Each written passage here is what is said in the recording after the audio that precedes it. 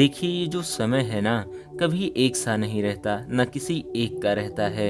ये बदलता रहता है। समय तब तक किसी का अच्छा चलता है जब तक वो समय के द्वारा दी हुई सफलता का घमंड नहीं करता। लेकिन जब घमंड आता है तो विनाश का द्वार भी खोल देता है। वो राजा को रंक और रंक को राजा बना देता है। भले ही क्रिकेट की दुनिया में भारतीय टीम का कभी भी एक छत्र साम्राज्य ना रहा हो, लेकिन जब जब किसी टीम का घमंड बढ़ा होगा, तब तब भारतीय टीम ने उसे मुंह के बल गिराया है। चाहे वो 20 साल तक क्रिकेट पर राज करने वाली वेस्टइंडीज की टीम हो, जो लगातार 2 विश्व कप जीतकर तीसरा विश्व कप यूं ही जीत जाने का घमंड कर रही हो, जिसे भारतीय टीम ने 1983 का वर्ल्ड कप हराकर उनके घमंड को धराशायी कर दिया।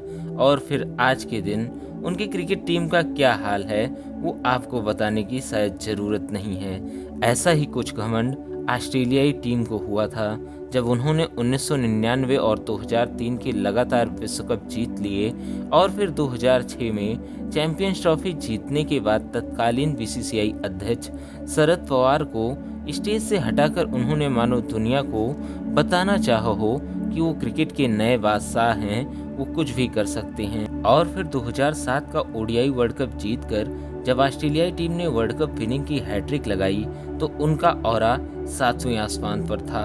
अब 2007 में ही टी20 विश्व कप खेला जाना था। दुनिया भर के सारे क्रिकेट जानकार और विशेषज्ञों का यही मानना था, ऑस्ट्रेलिया निश्चित ही पहला टी20 वर्ल्ड कप ले जाएगी, उसे कोई नहीं रोक पाएगा। विश्व कप शुरू होने से पहले ऑस्ट्रेलिया का वर्ल्ड कप विनिंग परसेंटेज 83 था, जो उनकी दिग्गजों से भरी हुई टीम को देखते हुए निकाला गया था।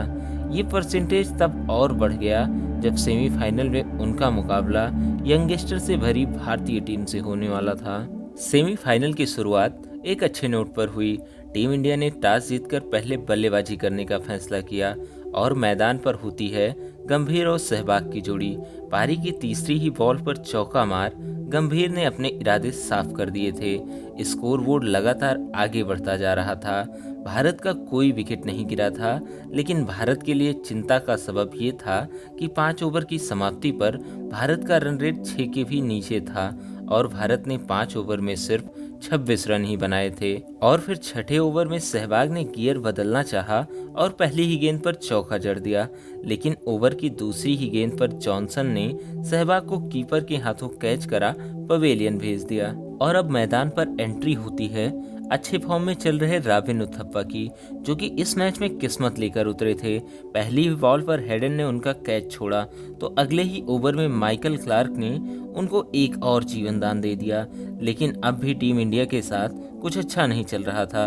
भारतीय टीम ने 7.5 ओवर में सिर्फ 47 रन का मामूली सा स्कोर बनाया था, जो कि ऑस्ट्रेलिया जैसी टीम के सामने सरेंडर करने जैसा था।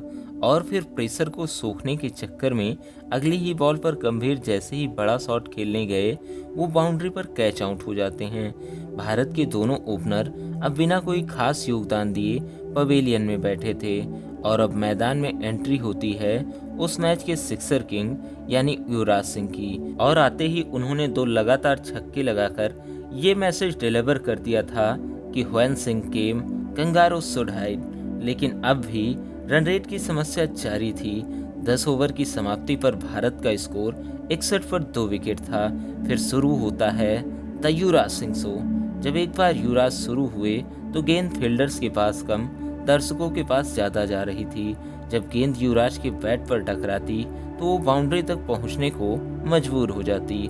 और फिर देखते ही देखते युवराज ने छक्का मारकर मात्र 20 बॉलों में अपना 50 कंप्लीट कर लिया। 10 ओवर में 61 पर 2 विकेट था। वहीं 14 ओवर खत्म होते होते भारत का स्कोर 114 पर 2 हो चला था। जैसे खरबूजे को देखकर खरबूजा रंग बदलता है, वैसे ही रॉबिन उथप्पा भी अगले ओवर में हाथ खोलना शुरू कर देते हैं और 15वें ओवर की शुरुआत में ही एक लंबा छक्का लगाते हैं, लेकिन अगली ही गेंद पर मिसअंडरस्टैंडिंग के चलते वो रन आउट हो जाते हैं।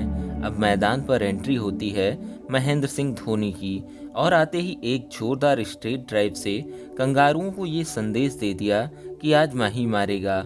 और उधर दूसरी तरफ युवराज अपने ही रंग में चल रहे थे, मानो मैदान पर छक्के और चौकों की बारिश हो रही हो। लेकिन 17वें ओवर की तीसरी गेंद पर 30 बॉल पर 70 रनों की मैच विनिंग पारी खेल युवराज सिंह आउट हो जाते हैं और अब बाकी की बची फिनिशिंग टच देने का काम कैप्टन महेंद्र सिंह धोनी ने किया, क्योंकि उन्हें पता था कि ऑस्ट्रेलिया के लिए कोई स्कोर बड़ा नहीं हो सकता। उन्होंने मैदान पर खूब चौके छक्के बरसाए। इसमें रोहित शर्मा ने उनका बखूबी साथ दिया और मैच की सेकेंड लास्ट गेंद पर 18 गेंदों में 36 रन की तेज तर्रार पारी खेलकर माही आउट हो गए और भारत ने 20 ओवर की समाप्ति पर 188 रन बनाए और अब कंगारुओं के सामने था 189 रनों का विशालकाय लक्ष्य। लेकिन कंगारुओं ने भी कोई कच्ची गोलियां नहीं खेली थी। ऐसे ही नहीं, वो लगातार 3 विश्व कप जीते थे। दुनिया को भले ही 189 उस समय बड़ा लक्ष्य लग रहा हो, लेकिन कंगारू अपने पे आ जाते तो इसको एक तरफा मैच बनाकर जीत सकते थे। और अब कंगारुओं ने पिक्चर शुरू की। एज एक्सपेक्टेड गिलक्रिस्ट ने ऑस्ट्रेलिया को छक्के और चौकों की मदद से एक अच्छी शुरुआत दी, क्योंकि ऑस्ट्रेलियाई टीम ये भली भांति जानती थी कि इस स्कोर का पीछा करना इतना भी आसान नहीं रहने वाला है। और देखते ही देखते ऑस्ट्रेलियाई टीम ने 5 ओवर में बिना कोई विकेट गंवाए 36 रन ठोक दिए। लेकिन अगले ही ओवर में श्रीसंत ने गिलक्रिस्ट का स्टंप उखाड़कर ऑस्ट्रेलियाई टीम को एक जोरदार झटका दे दिया था। लेकिन इस विश्व कप में ऑस्ट्रेलिया के टॉप परफॉर्मर मैथ्यू हेडन अब भी क्रीज पर जमे हुए थे, जो चंद ओवरों में ही मैच का रुख पलट देने का मादा रखते थे। और देखते ही देखते उन्होंने मैदान पर चौके और छक्कों की बारिश करनी शुरू की, जिसमें उनका साथ दे रहे थे ब्रैड हॉज। लेकिन 9वें ओवर की पहली गेंद पर पठान ने हास को युवराज के हाथों कैच करा भारत की मैच में वापसी कराने की कोशिश की, लेकिन सिर्फ कोशिश ही। फिर मैदान पर आते हैं एंड्रयू साइमंड्स, जिनका स्ट्राइक रेट इस विश्व कप में 200 के करीब था। और फिर हेडन के साथ मिलकर उन्होंने भारतीय बॉलरों का एकदम से हाल बेहाल करके रख दिया। विकेट तो दूर की बात, भारतीय बॉलर बॉल डॉट कराने को तरस रहे थे। और फिर धोनी ने जब 13वां ओवर सहवाग को दिया तो उनके ओवर में 20 रन मारकर साइमंड्स और हेडन ने मैच का रुख पूरी तरह से ऑस्ट्रेलिया की ओर मोड़ दिया था। और अब ऑस्ट्रेलिया को 7 ओवर में 10 से भी कम के रिक्वायर्ड रन रेट से 7 ओवर में सिर्फ 69 रन चाहिए थे। वो भारतीय फैन जो भारत को मैच जीता मानकर चिल थे, अब उनकी भी जान हलक में आ गई थी। और 14वें ओवर में भज्जी को छक्का जड़ साइमंड्स ने रिक्वायर्ड रन रेट को करंट रन रेट से भी नीचे ला दिया था। लेकिन अगले ही ओवर में श्रीसंत ने फिर से कमाल दिखाते हुए हेडन का स्टंप उखाड़ दिया। लेकिन अभी मुसीबत टली नहीं थी, क्योंकि हेडन की जगह लेने आ रहे थे मिस्टर क्रिकेट माइक हसी। अब ऑस्ट्रेलिया फिर से एक बार पटरी पर आने लगी थी। उसे सिर्फ 23 गेंदों में 40 रन चाहिए थे। क्रीज पर थे माइक हसी और हसी ने पठान को छक्का जड़ मैच को पूरी तरह से ऑस्ट्रेलिया की तरफ लाकर खड़ा कर दिया था। अब ऑस्ट्रेलिया को जीत के लिए 22 गेंदों में सिर्फ 34 रन चाहिए थे। लेकिन उसी ओवर में पठान ने साइमंड्स को बोल्ड कर मैच में रोमांच ला दिया। और अब थे आखिरी के 3 ओवर और ऑस्ट्रेलिया को जरूरत थी 30 रनों की। और ऑस्ट्रेलिया के हाथ में थे 6 विकेट। और 18वें ओवर की पहली ही बॉल पर भज्जी ने क्लार्क को आउट कर दिया और बची बाकी 5 गेंदों में सिर्फ 3 रन देकर एक किफायती ओवर निकाल दिया। और अब ऑस्ट्रेलिया को 2 ओवर में 27 रनों की जरूरत थी। लेकिन अगले ही ओवर में आरपी सिंह ने मात्र 5 रन देकर मैच को पूरी तरह से इंडिया की तरफ मोड़ दिया। अब ऑस्ट्रेलिया को आखिरी ओवर में जरूरत थी 22 रनों की। लेकिन ऑस्ट्रेलियाई टीम की उम्मीद और भारतीय टीम का डर माइक हसी अब भी क्रीज पर थे।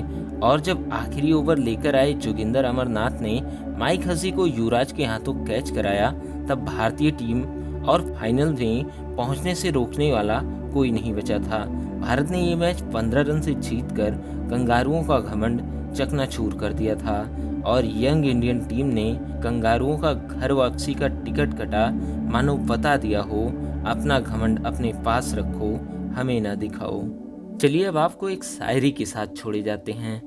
अब वक्त बहुत हो गया, अब ट्रॉफीज को तो ढूंढना ही पड़ेगा। अब हमारा दौर आने वाला है, तुम्हें ट्रॉफीज को तो छोड़ना ही पड़ेगा।